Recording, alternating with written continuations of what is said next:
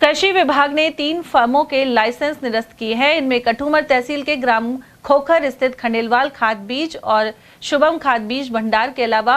बैतू खुर्द में Ashwini and sons firm शामिल हैं। गत 25 जुलाई को निलंबित लाइसेंस का प्रस्तुत जवाब संतोषजनक नहीं पाए जाने के कारण इन तीनों फर्मों के लाइसेंस निरस्त कर दिए गए हैं। यह जानकारी कृषि विभाग के संयुक्त निदेशक पीसी मीणा ने प्रदान की। उन्होंने बताया कि फर्मों द्वारा उर्वरक स्टॉक रजिस्टर सही तरीके से संधारित नहीं किया गया, साथ ही कई अन्य कमियां भी पाई गई हैं।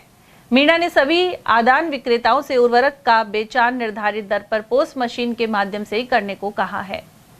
खंडेलवाल खाद बीज भंडार खोकर, शुभम खाद बीज भंडार खोकर और अश्विनी एंड सन्स बैतू खुर्द तहसील कठूमर जिला अलवर के विक्रय परिसरों का जिले के निरीक्षकों के द्वारा दिनांक 17 जुलाई 2025 को निरीक्षण किया गया था और उसमें यह पाया गया था कि तीनों ही विक्रेताओं के यहाँ पर पोस्ट मशीन का स्टॉक मेंटेन नहीं किया जा रहा है, न इनके यहाँ स्टॉक रजिस्टर को मेंटेन है और खोकर के विक्रेताओं के यहाँ कालाबाजारी की शिकायत भी किसानों के यहाँ से मिल रही थी। इस संदर्भ में निरीक्षकों की रिपोर्ट के आधार पर इनको इस कार्यालय के द्वारा 21 जुलाई को नोटिस जारी किए गए थे, जिनका जवाब इनके द्वारा पाया गया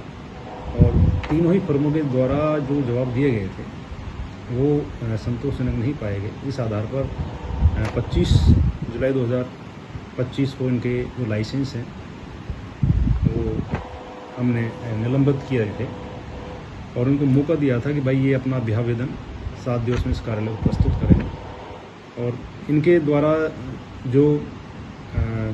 अभ्यावेदन प्रस्तुत किया गया था वो चूँकि संतोषजनक नहीं पाया गया, उसके बाद इन तीनों ही फर्मों के लाइसेंसों को आज दिनांक 31 जुलाई 2025 को निरस्त किया गया है। मेरा सभी कृषि आदान विक्रेताओं से अनुरोध रहेगा कि वो अपने परिसर में फिजिकल स्टॉक और पोस्ट मशीन का स्टॉक एक समान रखें, किसानों को निर्धारित दर पर ही उर्वरक का बेचान करें और किसानों को उसका बिल जारी करें। किसान भाइयों से मेरा अनुरोध रहेगा कि जहाँ से भी कृषि आदान क्रय करें उसका बिल अवश्य लें और यदि कहीं से भी कालाबाजारी कोई शिकायत प्राप्त होती है तो उसकी शिकायत विभाग के कार्मिकों एवं अधिकारियों को दें। जिले में